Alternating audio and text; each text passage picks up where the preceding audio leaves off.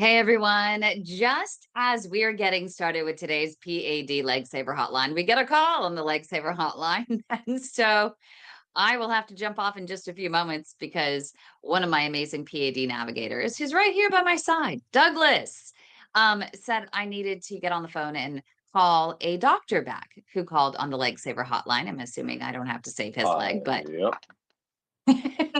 but maybe we can Yep. help save his patients or add another doctor an advanced limb saver to our network. Always give us a call, 1-833-PAD legs, but come hang out with us. We have a great group in our in-studio audience today. You don't get to see them, but you get to hear them. You can always join our support group at padsupportgroup.org and get in the mix with the largest support group for PAD on the web.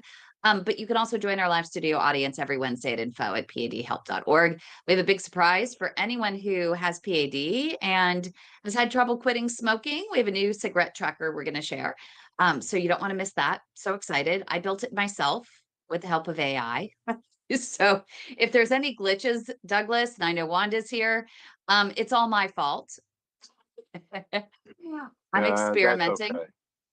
But what's great is that I can continue to build upon it, and it seems to be okay with adding new features and such. So the only thing is it's not quite, it's branded in a sense to us, but all we need is just the ability to track the cigarettes, right? Doesn't matter if our name's on it or not. Nope. So I'll share that. Should I share it right now? What do you think? Anyone want to see it? I think Wanda disappeared. Hey, Wanda, do you want to see our new, you want to I'm see our right new tracker? here. Okay, I will share it. Kind of excited. So hopefully it'll work. Do you see it? Barely. So there it is. And let's say, so you can actually take this and with the instructions that I provide, it'll show you how to take it and download it onto your phone. You can add the cigarette tracker to your home screen, which is kind of cool. So you could log an urge. You know, what time is it? It's 4:14 p.m. Where are you in my studio? What are you doing? Talking to friends. What are you feeling? Happy? Did you smoke? Yep. Log urge. You can also do this conscious smoking method with it this way. In my office, what are you doing? I'm talking as usual. What are you feeling? Talkative. And then you can start the session, and then it tells you to take a puff. Once you take a puff, you click it. It lets you sit with that for a second. Notice the sensation. And then, are you satisfied? If you're not satisfied, you click the no button and it'll say, did you take a puff? Yep, took a puff. Okay, let's sit with it for a second. And then you notice this, yeah, I'm satisfied now. And it says, okay, put the cigarette down, pick that cigarette up again when you're triggered. But if you're finished with the cigarette, just grab a new one later. You complete the session. It logs the puffs and it says you had about half a cigarette today. I had 3 urges today because I've been playing with this and I had it just a little bit ago. I can actually see, and our peer counselors can actually see what you've done. So you can actually see my daily summary, you know, right there, which is kind of cool. You can export your data. You can export all the details. I don't think you'll see it if I share the, can you see my Excel spreadsheet? Yep. Okay. So it has a whole list of where you were, what you were doing. Oh, you know what I need to add actually is it doesn't say the date. So we need to have it, we need to put the date in there. Hey, Kim, Yep. just between the A and the 1, that little sideways arrow, click on that, double click on that.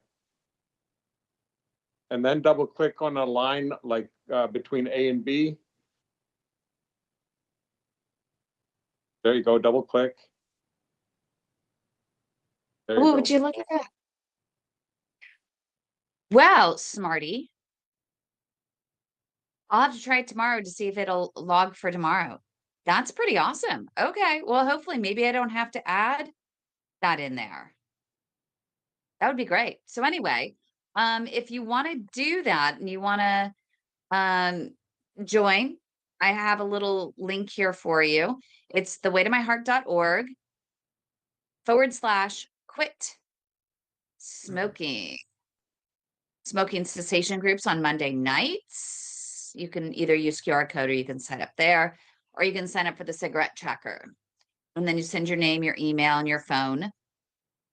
And it gives you instructions on what to do. But when you do that, then I have to go in and physically add you to the app. And then I add you to the app and you can actually hear the instructions for adding it to your homepage. Sound like fun?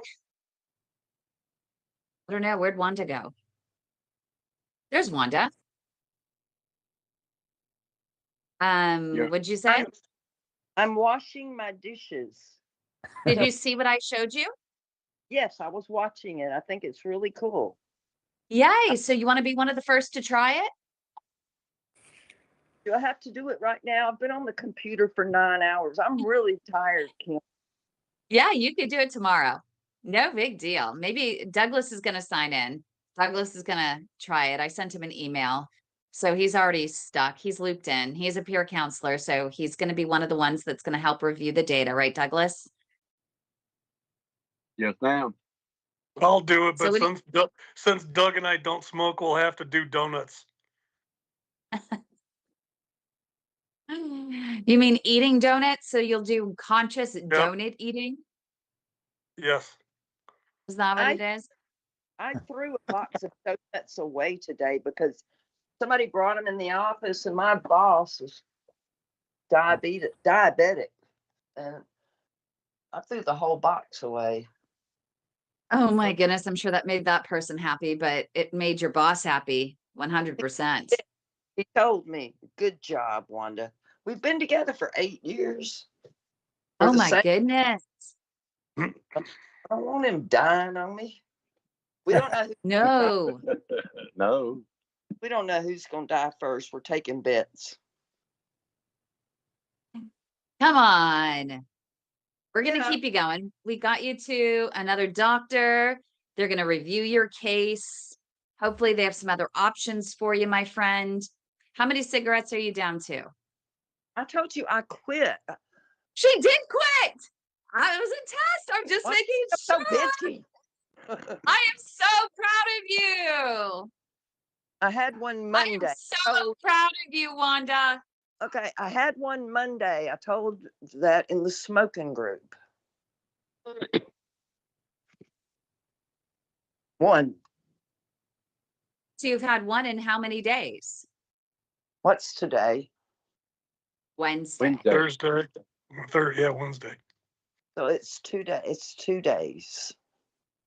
And holding the phone is a huge trigger for me. So if you see me with my quit go, it is not a cigarette. Okay. We gotcha. We gotcha. But Douglas must be proud as well. Huh, Douglas? You've been working with Oh, Wanda yeah. for a while. We I know. we talked about that Monday night for sure, how important that is to make.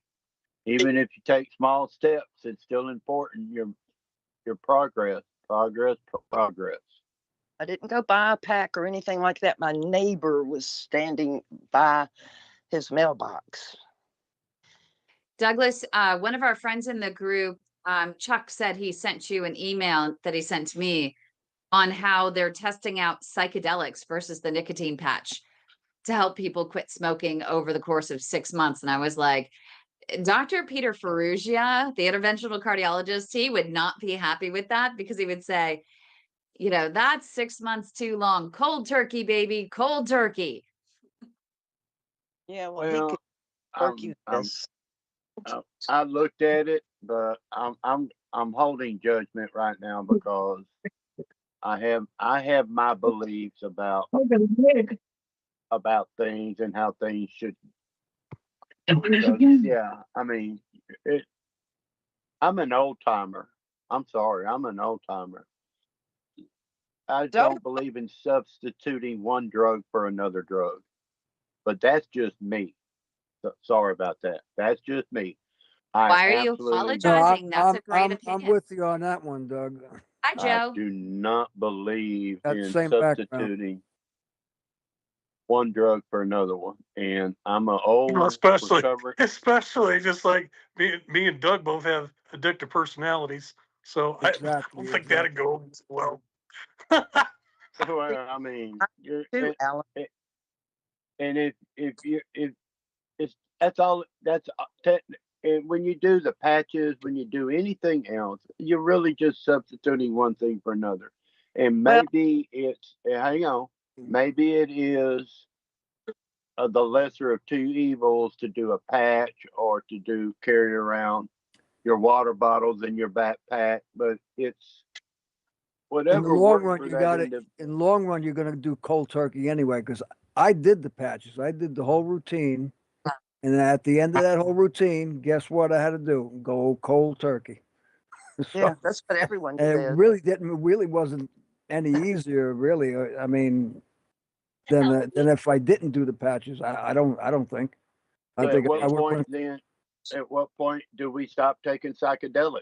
So if I haven't smoked a cigarette in 6 months and I feel like relapsing today, do I just go smoke a mushroom and just get over it, Exactly. Yeah. or what? You know, That's can I pop right. a pill and get over it? Exactly. So, Psychedelics, I wouldn't have any brain cells left. Psychedelic. What kind of? I sound like I'm this is 1960s again. What was going? For real. It's with bringing back the psychedelics. I mean, especially for veterans and such, and saying that it could help people with PTSD. And so now everyone's trying to find other markets for psychedelics to make them more mainstream. And this is just, and I think Douglas brings up a really good point, that why are we going to substitute one drug for another? But it's also, I think, Dr. Peter Perugia's opinion that, yes, I think it's his opinion that even the nicotine patches is still substituting one for another. It's just a different form. And the problem is that the nicotine can still raise your blood pressure. So it's still going to continue with the inflammation in your body, causing PAD to progress. However, who was it? I can't remember who it was that was asking the question as to whether or not the nicotine patches. Oh, I remember. I went to a conference just the other day, a female vascular conference, and I was sitting with the CEO of Intervention and a vascular surgeon. And the CEO of Intervention, it's a device company, was saying that he was reading a study at how nicotine could actually kill cancer cells. And so, in telling people to stop the nicotine patches, are we increasing their chance of getting cancer, or are they decreasing the chance of getting cancer once they stop smoking and start using the nicotine patches? I think you have a way to balance. If you're an addictive personality, all those factors are very severe. And y'all know what? I don't know. I don't know about that. Y'all know what? This brings Hi, Dom. up and Hi, Marina. this brings up a very excellent topic that we had on the show today. And how do we recognize the process of what we read out there without it being leaning one way or another? So in other words, if if you're doing research project and you're being paid by a drug company, that's going to have a slant of some kind to it, right? And so, if I read that whole article about the psychedelic, and it to me, it sounds like those people who try and convince everybody that marijuana is not bad for you, and you never, if you're an addict, marijuana is not bad for you. and it'll never lead to anything else. Now, Well, you got those I have people that another- try to say they have different treatments for alcoholism, and they've been doing that for decades. So you know that about that, Well, Doug. yeah, Joe, it's in California, they have what they call, oh man, I forgot. Oh man, I just had a brain moment. Dr. Noshbag. Hello. They had what they call, where if you go into treatment and you're drinking 12-pack a day, they teach you to only drink 6-pack a day. And and if you think about it, and if you look at their records, they only keep records for 2 years. Why? Because after 2 years, most of them have already relapsed. And I'm sorry, if you're an addict, if you're a smoker, if you're an addict, I'm sorry. One beer will lead to another beer eventually if you are a true addict. Same way with smoking. If I quit for 6 months and then I make an excuse, I have a rationalization, I have a moment, and I smoke one. If I don't get right back on that horse to stop, I'm gonna buy a pack of cigarettes eventually, and I'm gonna start smoking again. I'm sorry, y'all. You disagree with me all you want, but that's just the honest truth for 99% of people. I'm not saying that for everybody, no, but for most of us, that is the truth. How many times you go into a business meeting and you're going to smoke 3 cigarettes before you're in that business meeting because you know you can't smoke for 2 hours, right? Right. So I mean, and that's the part where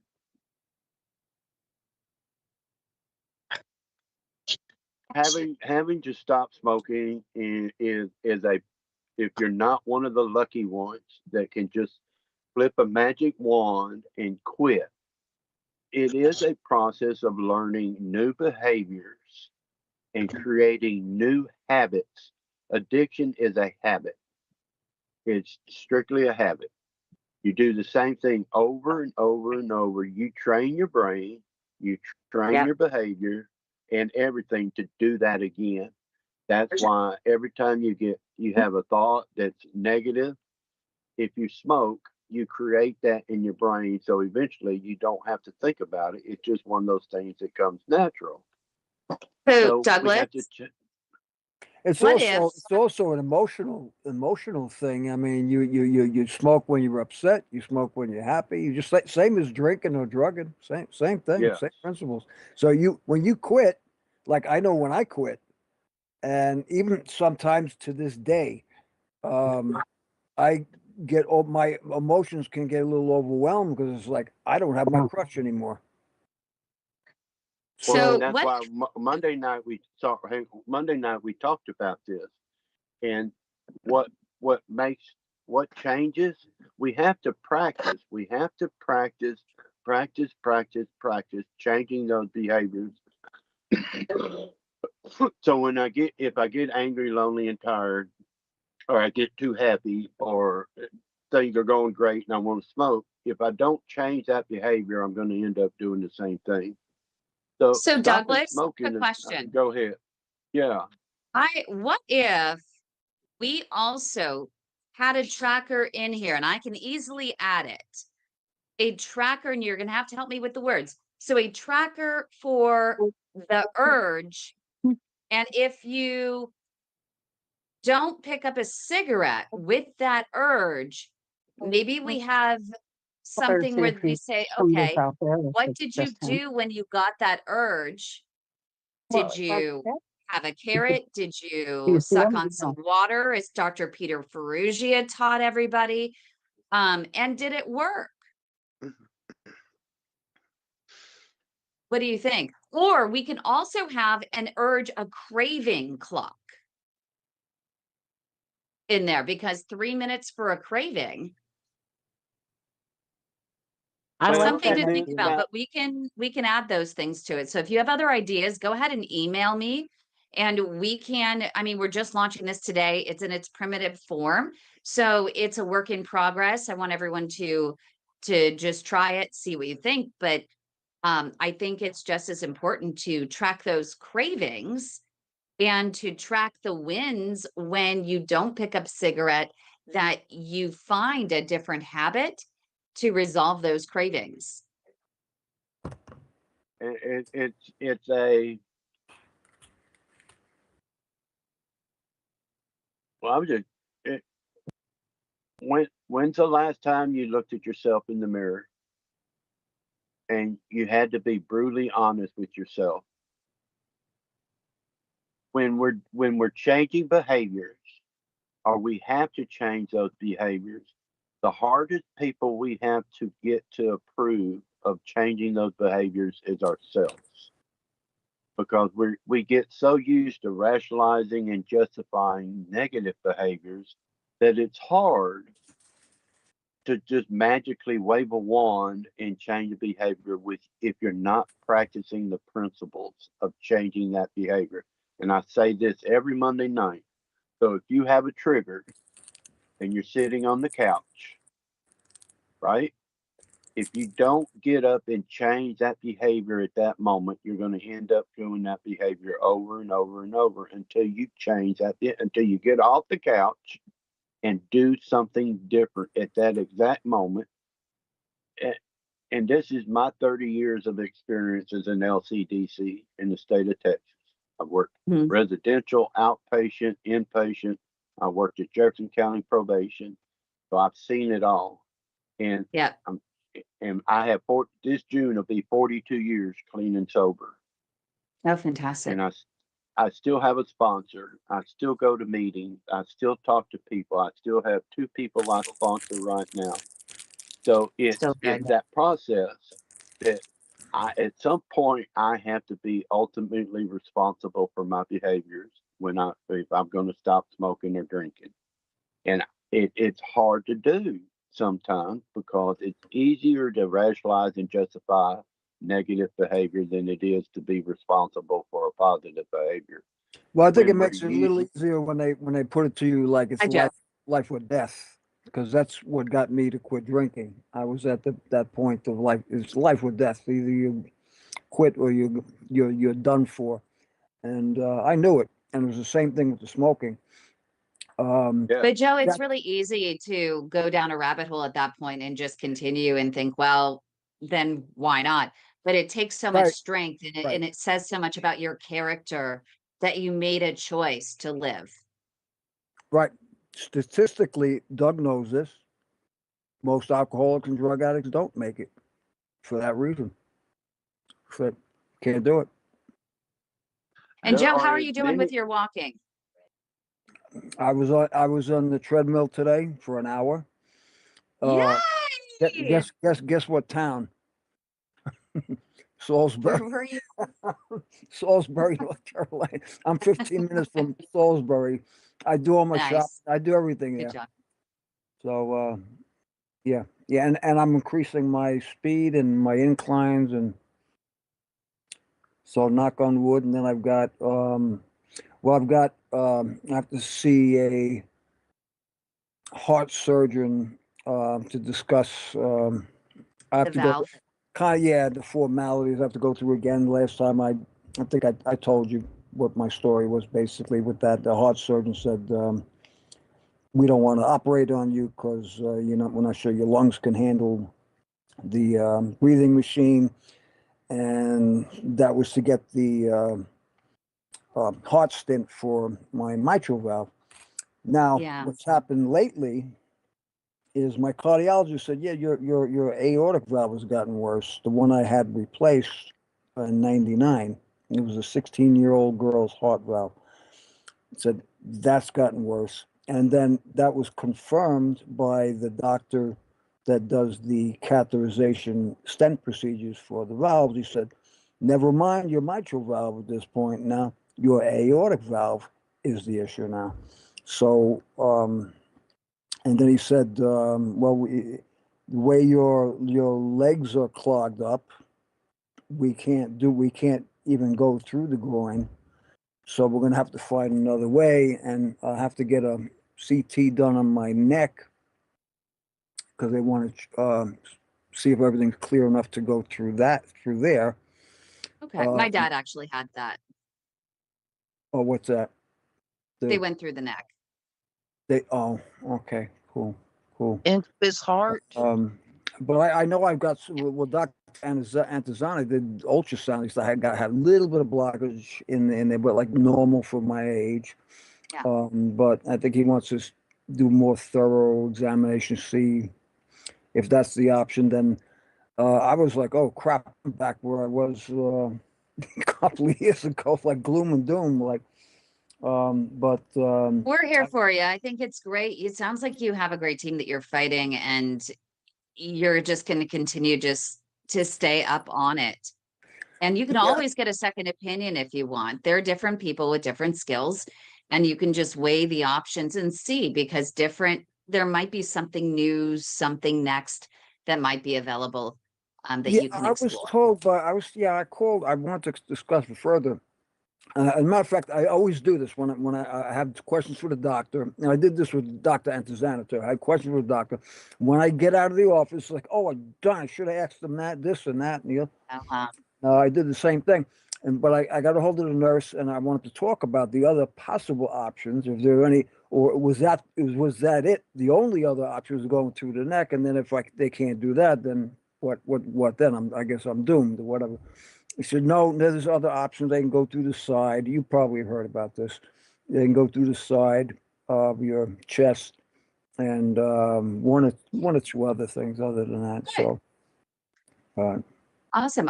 Well, thanks, Joe. I want to introduce, we have a special guest who's been sitting there in the sidelines, Dr. Moshfegh. Thanks so much for jumping on in.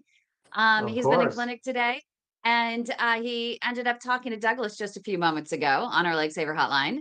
I'm glad you reached out. I'm glad that you're joining us today. So excited to have another CLI operator in our midst. Do you want to introduce yourself? Tell us a little bit about your practice, where you are, and he was just telling us that it was the perfect timing for our discussion that we started out with on the smoking, because he had someone in clinic today that had some occlusions and he was trying to get to quit. Yes, I was. So this would, your tool would definitely be helpful, particularly for him. But hello, everyone. Thanks for having me on. I'm a peripheral vascular specialist out in Southern California. Practice in Bakersfield and one in Los Angeles. Been doing it for about 10, 12 years, just trying to help people get back to walking, help them save their limbs, and get back to a healthy lifestyle for sure. And I like all the tools that you have. Smoking's been a tough one for me and my patients. No matter how much I tell them that, if you keep smoking, you're going to keep blocking up those arteries. It's hard. Like I think Doug was saying earlier, it's definitely an addiction. So it's not something that can easily be turned off. But any tool that we have at our disposal could help. So thanks for coming up with that, Kim. I hope it helps. And if you have any suggestions, just message me. There were a few things I talked about that we could talk about replacement options, but there's even an Excel spreadsheet that we can export to you. So you can email us. I haven't figured out how to make it so that we can email it to you guys through the app instantly. But if you email us or let us know when appointments are, we can email you the Excel spreadsheet with all of their data on it, what their track what their triggers are and where they were and what they were thinking about, which would make, I think, for a more productive conversation. I think so too. And Joe, it's encouraging you're getting on a treadmill. I can't tell you how many people I tell to walk, and I don't know if they're doing it or not, but you're saying you're getting on a, that's great. no, thank you. Yeah, I think we have quite a few walkers here, don't Excellent. we? Um, I'm Yep. slowly back into it. I get up at least 5 times. My doctor had said get up every 50 minutes. I get up more than that. I Good for really you. feel a lot better when I'm walking, since the last procedure, which was just Friday. So if I could just not sleep and just walk all the time, I'd feel no pain. Though, I mean, there's no True. pain as long as I'm walking. But if I Walking is sit, the best thing for sure. yeah. And Marina, you got some good news today. Oh, good. I did. I have an appointment on Friday.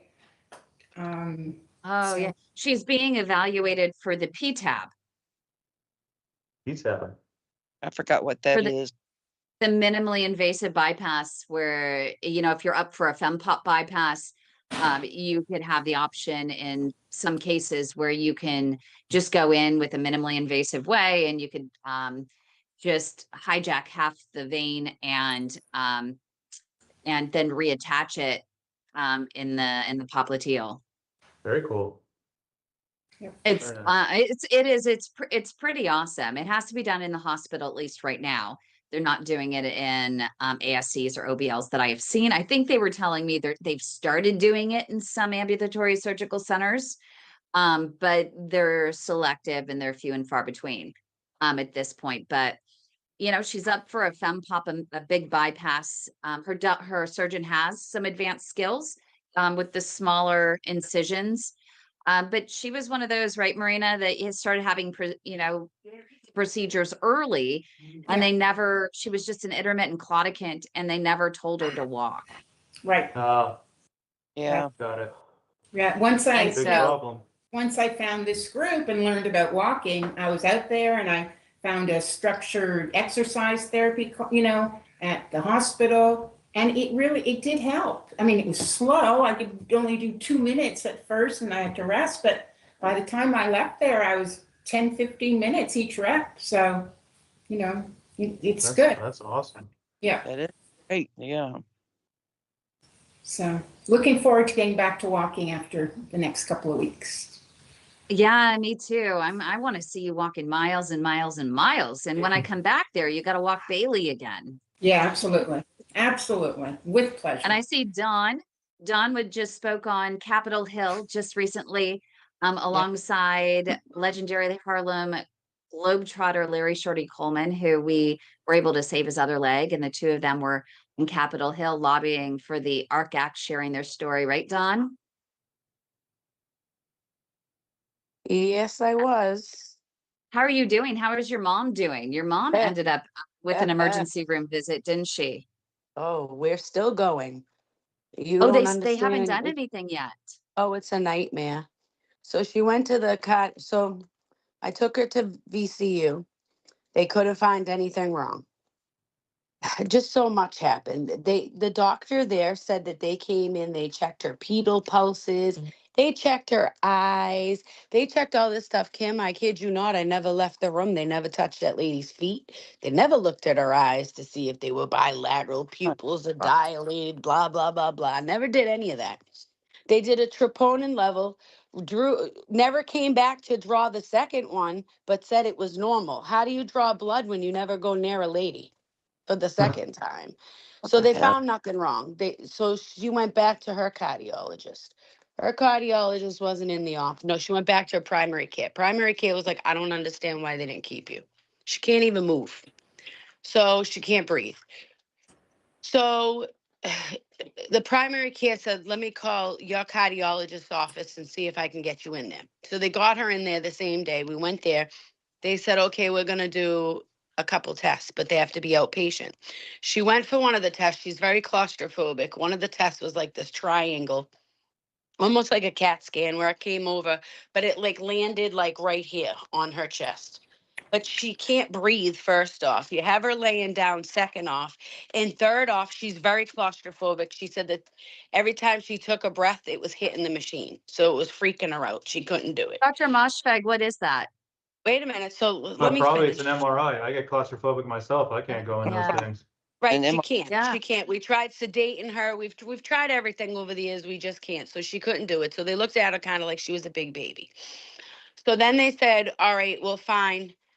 That your doctor's not in the office because she couldn't do the test. Your doctor's not in the office, but she's in the cath lab. When she gets back to the office, she'll call you. She never called. So this morning I called like a banshee because I'm on her paperwork. And I said, like, we want to know what the next step is. Well, the next step will be an ultrasound of the heart again because we want to make sure the hospital didn't miss anything. That's not till April 26th. I said, so Oh, she's boy. supposed to go almost another month feeling like this. Every day's getting worse. Now both feet are swollen, legs are swollen. I said, and She she'll has, be dead by then. That's what I said to him. But and before Dr. that, I had to get Moshfegh, nasty to even get I said to the guy, you're taking another message and giving it to the doctor so they'll call me back. I said they were supposed to call me back yesterday. And that's what the nurse practitioner, not the nurse for that so doctor promised me. I said, I guess I have to come to the office. So I guess they heard how irate I was and they must have known that Dawn's coming to the office. So they got someone on so the phone.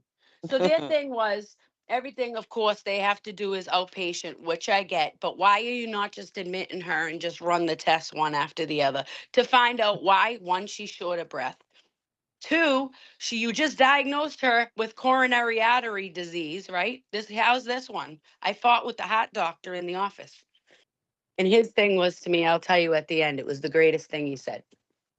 So he says she has coronary artery disease. I said, okay, so why aren't we looking at the coronary artery disease? Because she's symptomatic like I was, except she was having a little bit of chest pain and still very sore in the chest. I said, I didn't have any of this. I just had shortness of breath for a month and a half before it was going to take me out in the helicopter to save my life. I said, so you diagnosed her with coronary artery disease. Why are you going to check her legs for P.A.D? He says, Mhm. no, why would we? That was his exact words. No, why would we?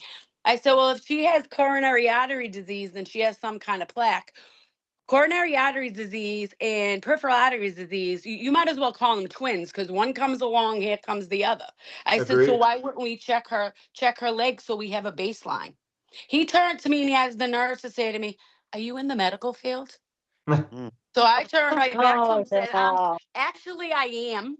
Actually, I she am. was Thank in the you. operating room. She was a scrub I tech. said I Oh, am, really? and I've Nice. been in every job I've had has been medical since the age of 14. I'm not a doctor. You're right. I'm not a doctor, but I'm a living patient that has just been misdiagnosed and is going through the same thing that she sounds like she is. Yeah, I Yeah. and you said, so already why lost a wouldn't we leg. check her legs? He goes, okay, we'll get an ABI. But if I didn't say nothing, they're not even going to check her legs. Why?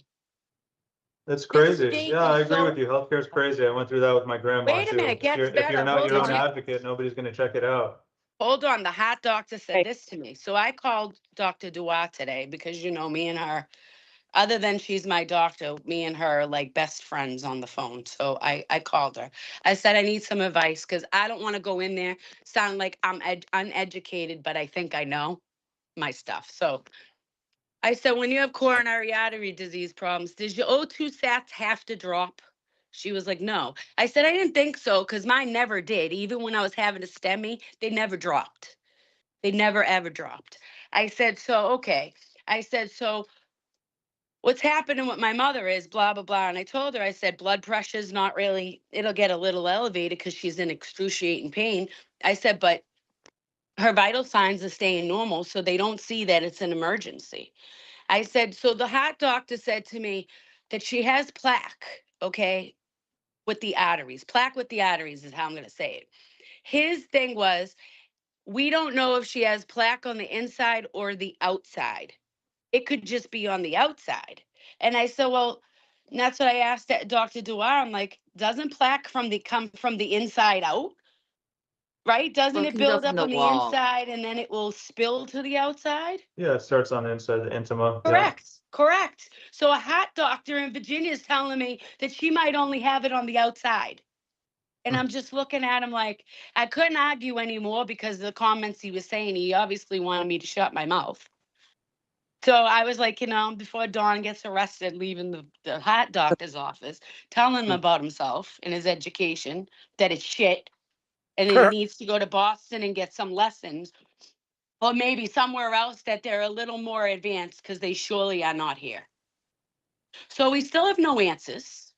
She's So at we have home right now two. with She's at home in bed because she's so tired that she can't get herself dressed. She can't get herself bathed. Like she Okay. said, I smell like a horse, she said. And I'm sorry, older women need to have clothes on, I guess, to go to the emergency room. They need to not smell. I said, Ma, when I fell and whacked my stump off the floor, I said I peed myself. I said, do you think I turned to them and said, hold on, let me take a shower?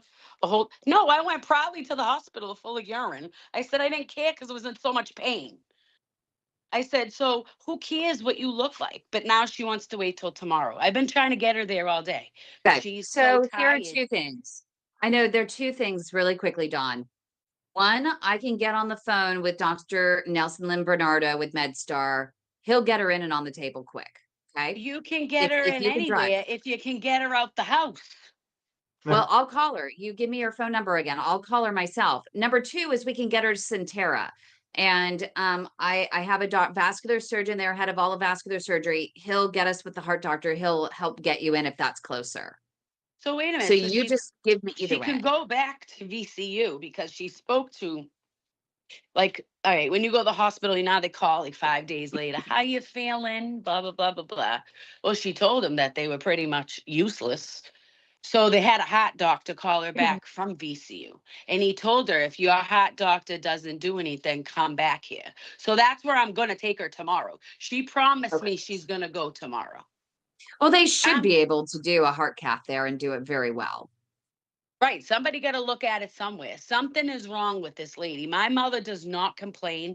My mother will wait till the last second before ever going to the hospital. Like, she is hurting. She is hurting. And every time she moves, she can't breathe. And that's Yeah, that's exactly why how it was. I would I was rather her go brushing my tonight. daughter's hair, just doing this motion.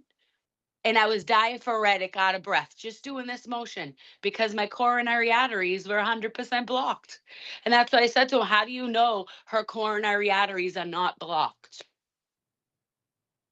Yeah.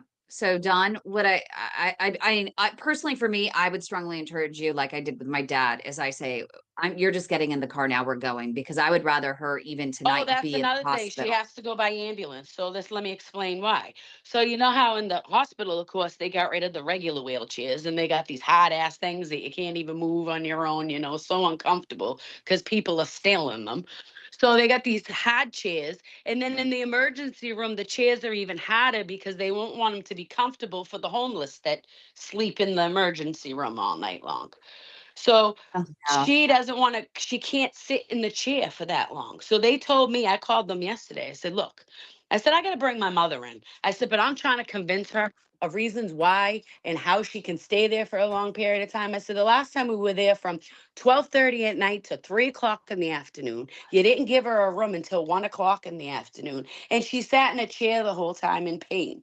I said, she's not going to do that again. She needs to lay in a stretcher. They said the only way is to get her to come by ambulance. And then she's got to tell the ambulance driver she can't sit in a chair. And then hope that the hospital is going to give her a stretcher. Okay, that sounds odd, but as I said, I'm Yeah, because happy I saw to it with give my a own eyes. call. They come in an ambulance. If you're stable and they don't have a room, they will take you, they will unload you right off the stretcher and put you in a wheelchair and sit you in Oh the my room. God. So they're Oh, not finding anything wrong with her. Her vital signs are normal. So why but are her they going to scan say it's says an emergency? otherwise. Well, the scans are otherwise. That's why I'm saying, give me a call after this and let's work on, let's do a group call with her and let's see if she'll let you take her to MedStar and I can get on the phone with Dr. But Nelson where's Lynn Bernardo. MedStar? That's It's in Charlottesville. DC. Well, because my brother said if worse comes to worse, if she doesn't do it here, even to take her to DC, I just take her to Boston, and off she would go to, like, hopefully I don't even know if I can get her into my cardiologist. He's so good, I guess, that he's booked until next October. Yep. Well, I can Right. get you in no matter what right away if you need. But now everyone Yeah, can I mean, see, I'm but gonna she's see. so well Like I spoken said, and I would love to gladly take her to the best place, but you can't take someone that's not going to just go. Like, I would have I might called the even have her. ambulance and been like, all right, lady, you're going. But the problem Okay. with that is I could call the ambulance and she could say, I don't want to go. I might even have your mom's phone number still. So we will definitely do that. I want to do a couple other check-ins really quick. Dr. Moshfegh, I told you this is we do this every week. It's everyone has a chance to speak up and share, and we try and solve the world's problems. But you know, it's a I like it. It's reality. rapid fire. right? But Yeah. it's a reality when people tell me that none of this is happening and they think in the healthcare system, everything, you know, some doctors think that everything's going great. I mean, this is the reality. This is what we experience. I had a You know, patient myself today that went to the hospital and they told him they're just gonna amputate his leg. And he somehow just left AMA and found me, and we did his angiogram today and opened up the whole thing, and his leg feels great. So I don't know why the hospitals are like this. I don't think they recognize P.A.D, especially a lot of the smaller community hospitals. The big Are they- ones may, know. like see the ones around here, like Cedars-Sinai, UCLA, but we have a lot of community hospitals that just they don't recognize it at all, and they could just jump straight to amputation. And you Mhm. know, I didn't even get to the best part. They put on the paperwork that drug seeking, Oh, yeah. pain, Oh, pain boy. medicine management. She never even asked for a pain pill. Isn't that crazy? Because they weren't finding Wow. anything wrong, and she asked for a muscle relaxer because she was thinking it was pulled muscles. But on her paperwork said pain, pain management seeking. My mother's Wow. a nurse, won't even Um, take a Tylenol, doesn't even like to take a blood pressure pill, and she's drug she's a seeking nurse at a prison, Dr. at Moshfegh. a She's a prison. nurse at a prison. Oh, boy. I mean, these are really, I mean, these are solid people in the Yeah. community that are making a difference, and they're not getting the care, even though they're providing care for others, they're not getting the care themselves. And it's very frustrating, and it's hard to figure out exactly where the gaps are. Where is this happening? Who's causing this to happen? And it's literally not just one place or another. We're seeing it across the board. It's everywhere. So, but I'm glad that people, you know, that gentleman found you. Did he say how he found you? Did he just Google limb salvage, or a friend tell him? You know, I think, no, he had actually been a patient of mine years ago, and he'd been doing well for years, and he went in there and he knew something was up when they told him the first thing was amputation, because he'd had vascular work done before to save he had some ulcers on his toes that we were able to save years ago. And so then he found my number and he was like, hey, these guys are telling me they want to amputate my leg. Can you help me out? And we got him on the table today, like probably 2 days after he got discharged. Here's my That's question. fan- Why is it when we see this all the time? Why is it that he went to the emergency room versus going to you in the first place? Severe pain, I think. I think he had like an acute change in his foot pain. It went from like a 2, 3 out of 10, like kind of uncomfortable, to just like a 9 or 10 out of 10. And so he just decided, let me go there and see what's going on. But they didn't even really work it up. They just told him, all right, let's just amputate.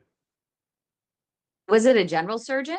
'Cause some of the places I don't in the know. I small don't know. community. I don't have the chart, but it seems to happen fairly often around here. I don't know about the rest of the country, but it seems that that's the first thing that they jump to. And They don't it's so even want to do the interesting in your vascular work. area. You have quite a few OBLs down in that area.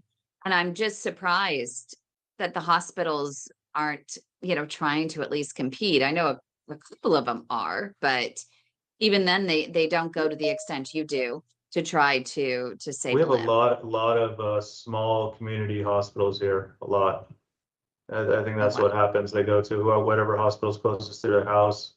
They may not have a vascular person on staff or something. I don't know. And they just We solved the had a problem. Like, this is the treatment, right? Yeah. we had a call We on had the Leg Saver Hotline about a toe, and she went and saw somebody and she lost her toenail, and it looked gangrene. They took it. They said a little bit of the bone had gangrene, but then all they wanted to do was amputate her leg. Yeah. Yep. It was a Ah, toe. It was her toe. This was the one the other day, right, Douglas? Yes. Yeah, And sounds familiar. I was on the plane. It was Sunday night, I think. And I was on the plane and Douglas answers the phone and he sends me the picture and I'm looking and I'm thinking, well, where's the gangrene? I said, Douglas, is there osteomyelitis? And they said, no, I don't think so. Her foot looked a little scaly. The tip of the toe looked like it had a little something going on there, possible infection, but to take the leg of an 85-year-old woman, and they say but they couldn't do anything. What did they say, Douglas? Because they couldn't stent and they could not perform a bypass because of her she had CHF. CHF.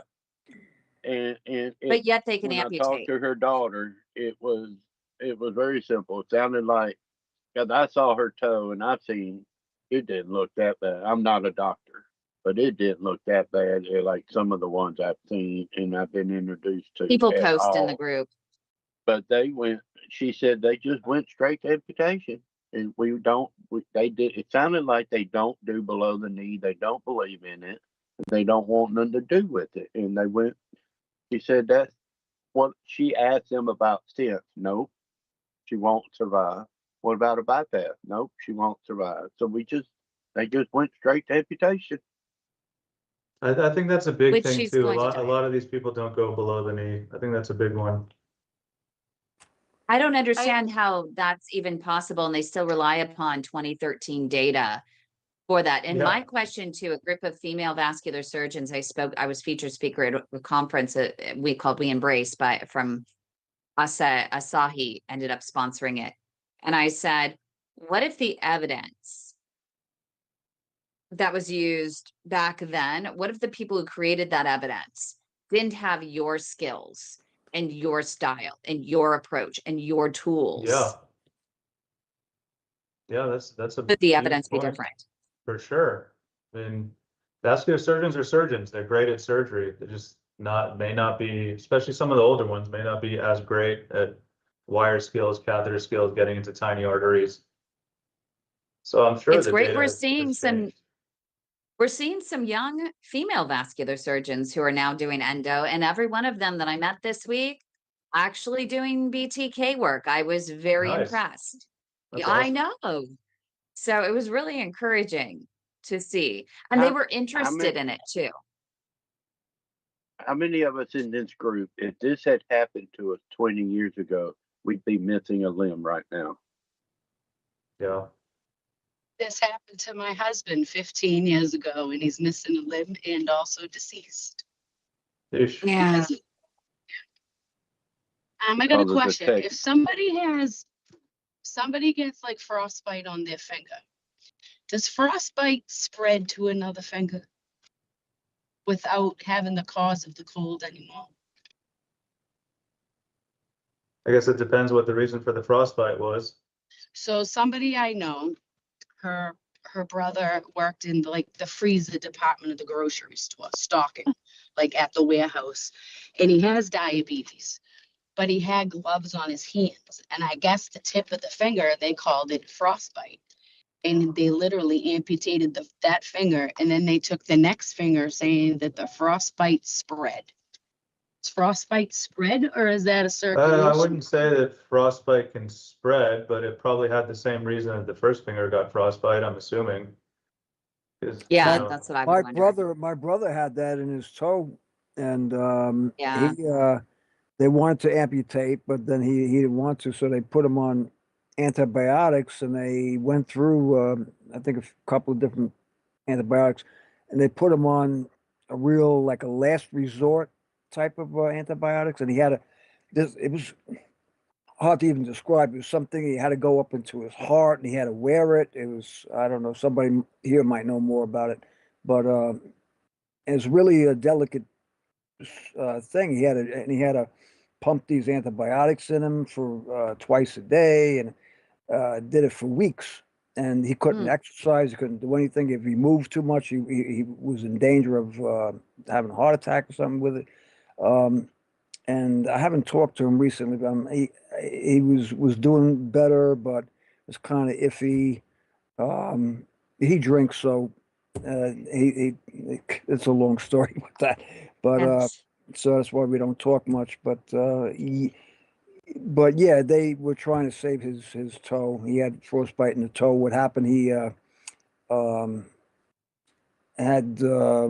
he's had 4-stage liver disease, and he had seizures. He had a seizure in the snow, fell in a ditch, and they got him out just in time. But he had frostbite in the toe, and that's Yeah. Poor guy. Wow. He's got a lot going on. It's always, just sometimes it's one thing after another, right? But always make sure, even if it's frostbite or whatever, as we age, you always should get a vascular evaluation prior to any Yes. amputation, right? Just in case. And we do have those small community hospitals. We had a call at midnight, I think Milwaukee time, I think that's Central Time. And a daughter, her mom was on deck for a toe amputation, 8 o'clock in the morning. Talk about testing my skills.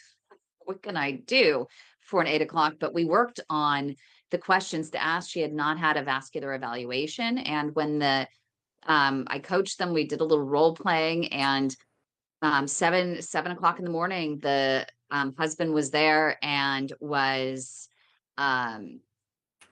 saying to the doctor, saying to the podiatrist, hey, we want a vascular evaluation. He said, well, we don't do those here.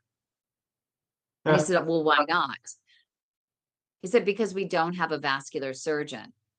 But you're related to a level 1 trauma center, literally 45 minutes away. Why can't you do one and then ship them over? Well, we just don't do that.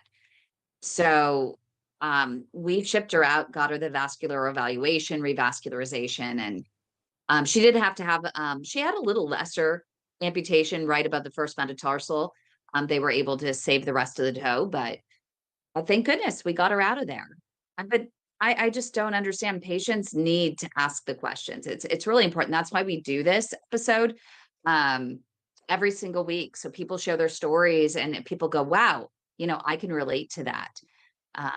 There's not always I something. will say it's hard to know what questions to ask if you're just not knowledgeable about it, which not only the patients sometimes are not, the doctors are not either, which is Yeah. scary. Yeah. And Thomas over here, he's a really tough case. Blocked, right, Thomas? And he has an advanced limb saver. He's world renowned, and he's tried everything, and he keeps blocking, but we're trying something else. Did they approve? We're trying BioTab. Dr. Moshfegh, have you heard of it? BioTab? BioTab, those, Thomas, do you want to explain what it is?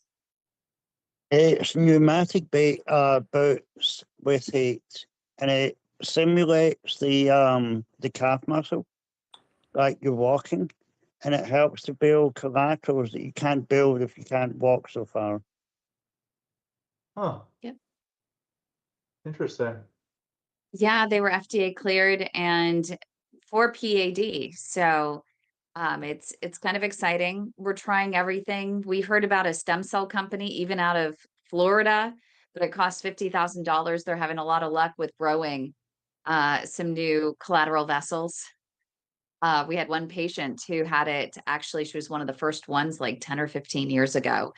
And it kept her for like 10 or 15 years. She's been able to keep her feet. But none of this is widely available or affordable. And I tell people, just try to walk as much as you can, because innovation is moving at the speed of light, and you just got to keep your feelers out. Unless, where would you draw the line? I have a patient today, Dr. Moshfegh, and I'm getting ready after this to talk to another doctor for her, but she had more than a dozen tacks. Remember those from Philips that were Yes. taken off the Yeah, market? yeah. More than a dozen tacks that were oversized. She was the first patient, and they Oh, just God. fired them all off, clear down her tibials. Oh, boy. So what do you think has happened? They can't keep them open. It's 4 years. We've kept them open for 4 years. This is a revolving door of treatment, but How often is she going in? now it's every couple months. Every couple of months. We got her for every 6 weeks. Then we were able to, our chief medical officer is a world-renowned diabetes reversal expert. And so he has office hours every week. And then with certain patients, he volunteers his time to meet with them one-on-one. And so he's been meeting with her and got her A1C down. And so now we're at 2 months, but she just had a procedure, I think in January. It's blocked again, all the way down. And I they're don't know. trying to I'd think, have to look at it. She has tacks in all of her tibials, the anterior, posterior, everywhere.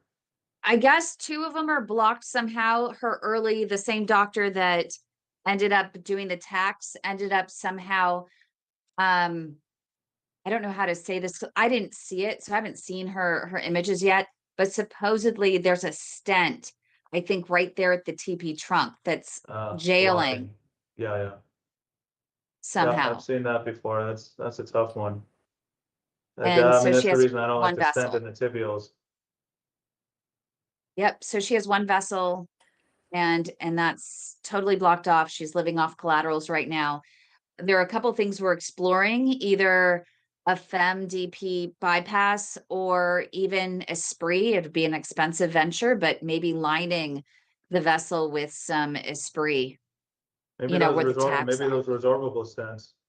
The spur. Yeah, those, well, that's the retractable. I'm not sure if the retractable, Retractable, sorry.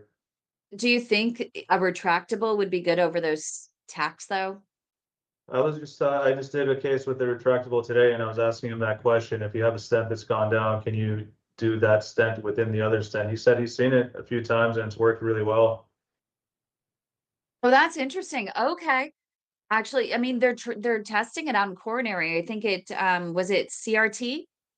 They just released some early data on in-stent restenosis with that. Thank you. Actually, that might be an interesting case if they could try it. Yeah, yeah, could be. So, Maybe but even DCB. anyways, I don't know if they have DCBs that small, but I know they're doing that. She would be a good first one for once they get the reflow, the spur with the sirolimus.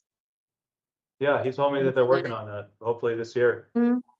You have to go down to their office down there in Southern California. You got to go to their office because they'll take you actually in and you get to watch them put the sirolimus on the balloon. Oh, that's cool. It's really cool. And then you have to sign the door to say that you were there.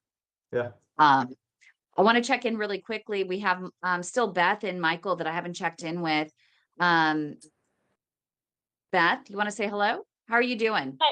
Hi, everybody. I apologize for coming in late. I'm doing okay. I got a call from my ARNP cardiologist, that Corey that you had spoke to with me, and he's got me on a new medication, and it's actually helping taking off the swelling. My legs and feet look amazing. Do you know what I they was on gave you? blade. Was it a vasculera? It Spirolactone.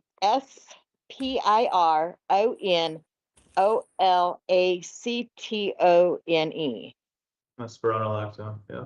Thank you. That's it. Yeah. And I take it one tablet a day. We started out with it for 5 days just to see how it was going to do. And since I've been on it, I mean, I have no pitting in my legs anymore. Oh, My good. feet are not swollen, so I can finally get back to my walking again. I know it's been forever. I haven't been able to get out, and I mean, I have to use my walker because I still have a lot of pain in my mid to lower back, and I think that's because of the kidney disease. So, when I'm out walking, I will continue to use my walker and going, long distance places and stuff like that. But otherwise, yeah, I'm feeling much better now just to You get some of this sound weight off. so much better. You Hopefully, sound so this much helps. better. Well, hopefully this helps to start taking the weight off. Um, I seen my endocrinologist. My A1C has went back up to like 7.8, and I was 6.3, I think was the one before that. But I think what it is it's just been everything that I've been going through and everything caught up with me at one time. Then I was in a funk and I didn't care what happened. And so now it's like, okay, I got to get back on track again because I'm But way it off. sounds like you are. Look at your attitude. I love it. I'm trying. It's hard. I was talking to a friend of mine today, and she was telling me her symptoms, and I'm like, Paulette, you've got PAD. You've got PAD, girl. You've got to go get checked. This is what you need to ask for, Good But for you. she doesn't want to do it. She does not like going to doctors, which I don't blame her. I get sick of going to the doctors too, because it seems like it's like 1 or 2 every week of the month, and it gets I don't like old. going to doctors either. Yeah. So pretty to hear. Yeah, it's only bad news. I Yeah. tell everybody here to go to the doctor and whatever, but even for me, it's easier advocating, I think, for other people than Yeah. it is for yourself. And so I end up Yeah. just letting things go because I just couldn't be bothered, right? I just get tired of fighting for myself and getting brushed off, and it's hard. But Beth, give her our hotline, tell her to ask Yeah. for me, and tell her that I will be there on the phone with her during that appointment. Yeah. She's stubborn. She's bad. I thought I could be stubborn, but no. Yeah. She's tough. She's been through a lot. She's a cancer survivor. She had, is it ALM or AML? Alloid Yeah. leukemia, something like that. Yeah, and she almost died. So I mean, she's a warrior from hell. Sorry, but she is. It's the only thing I can, But yeah, as for me, I'm going to start setting my goals. Weather's starting to get nice again, and I'm going to start out slow. I'm going to start with trying to get around the block because I haven't, or even just a half a block, you know, because I haven't been up walking a lot because of everything going on with all the swelling and everything. So now that that's down and I'm doing better with that, now it's time to get out and start seeing how much I can do. Well, did you download the app yet for the walking app? I don't I don't know if I I have don't that or think you not. did. I think I do. Okay, so message me tomorrow. We'll get that downloaded on your phone. So you're going to be very excited to see how it improves over time. So it's nice to see it right there, and especially the claudication time. You mark when you first start feeling the pain, and then you just keep pushing it, pushing it until that pain gets to about a level 7 or 8, and then you hit the button rest, and then you rest, Yeah, and then you continue walking. the thing is when I do walk, I don't get pain in my legs. I get it in my mid But to lower back, and it's Mm. excruciating. It could drop me on a dime. That's how bad it gets. I can't even stand at my stove to cook dinner for 3 minutes without starting to get pain. yeah, you And it's see not that, in right, my Dr. legs, it's Moshfegh, my with back. multiple comorbidities, and that is a A sign that lot there of might times, be. yeah. Luckily or unluckily, I can relate to all my patients with sciatica because I have it too. So it's one of the worst pains there is. Yeah, I've got I that. don't know if it's from years of You got wearing that, lead John. or what, but that's bad. Yeah. I Yeah, just you had do an see it. And IC. sometimes it's Walk. hard to tell whether the pain is vascular, whether it's neurogenic, a pinched nerve, or sometimes it's a knee pain or something musculoskeletal. But So see, Right, sometimes I exactly. think It it's gets got something to do with frustrating. my kidneys though, because I'm in like stage 3B kidney disease, and then it goes to stage 4, and then it goes to stage 5. So my kidney disease is up there a bit. So I'm yeah, thinking maybe just I don't know. I don't know how to explain it. I've tried to talk to that my can cause doctors about swelling it. for sure. Yeah, Oh yeah, well I've got chronic heart failure too. yeah, that'll do it. I'm lucky. I'm one of the lucky ones. Oh, Oh God no. help me. Can No. can can I ask Beth a question? Of course. Yeah. Is that Yeah. Michael? Yeah. Hi, Michael. And then we're going to Um, put you on the spot. You're our last one of the day. okay. Hey, Michael. Are you keeping yourself hydrated? Oh my goodness. I drink and drink and drink and drink so much water. As But for are you caffeine, I'll have like 3 cups of coffee in the morning, and then I go to my water. I drink eh, my water. do you add anything to your water like Ice, a squeeze ice. of lemon or like maybe an eighth No, of a teaspoon of salt or something for electrolytes? nope. Just my ice and water. That's it. Okay. I just I thought I'd counted, ask because I counted my I medications, and I'm on like 19 medications for the morning time. And it's like, oh my God, I've got to get off of some of these pills. I'm just over it.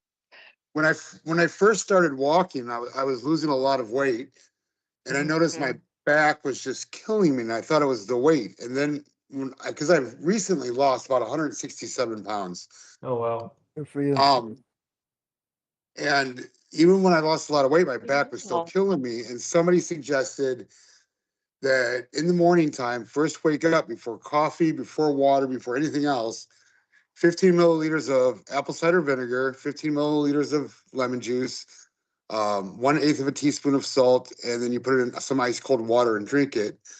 And that'll help flush the kidneys a little bit. And then it also helps with insulin sensitivity around meals. And when I did that, I did it for about a month. So I did about 30 days and my back pain went away completely. Huh. I know I got to And be then- careful because I am a type 1 diabetic also. So, Yeah. I've been doing it and and then I'll drink a liter of water because I walk about 2 miles at about 4 a.m. I go to the gym and hit a treadmill because it's too cold in Chicago to walk outside. I'm south of you. I'm down in Effingham, Illinois. I'm about three and a About half hours south of Chicago. Yeah, Almost. well, I'm about an hour out of Chicago. I'm in DeKalb at NIU, Yep. but um, the electrolytes really help with the back pain. So I drink some electrolytes every single morning before I have coffee, and yeah, that helped. I thought I'd just chime in a little bit. Thank you. And Michael, your last one of the day, status updates. Actually, I'm doing really good. I just had a meeting, a telemeeting with my cardiologist and vascular surgeon both at the same time. They just wanted to check in and see how I was doing. They called me. I didn't have the meeting. I didn't have it scheduled or anything.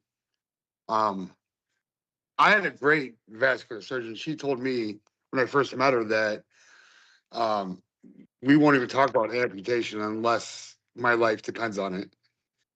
And she told me about 90% of the people that get amputated, if they get reblocked, they have to. I mean, if they get stented, that they would have to be amputated if they get reblocked. So I just after that I just started walking really heavily every day. But I do have a question for the doctor. Yeah, go ahead. Right? What are your thoughts on recovery?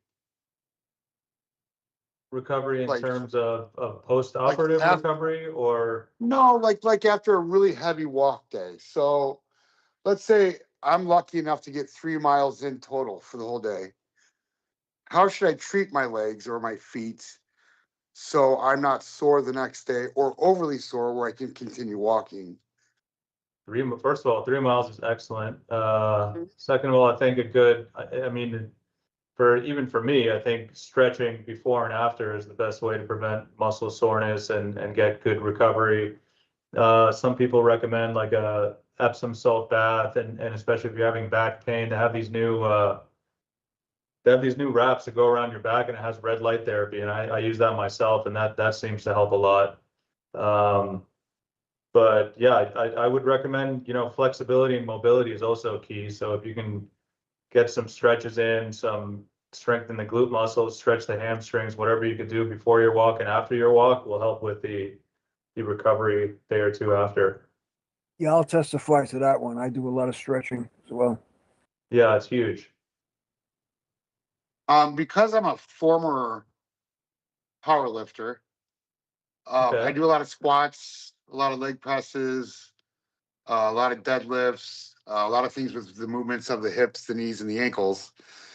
Do you think that I would be causing more damage to my legs by doing that versus just walking for my legs? I think mobility and staying active is number one. I mean, I don't think you should stop doing any of that once you stop.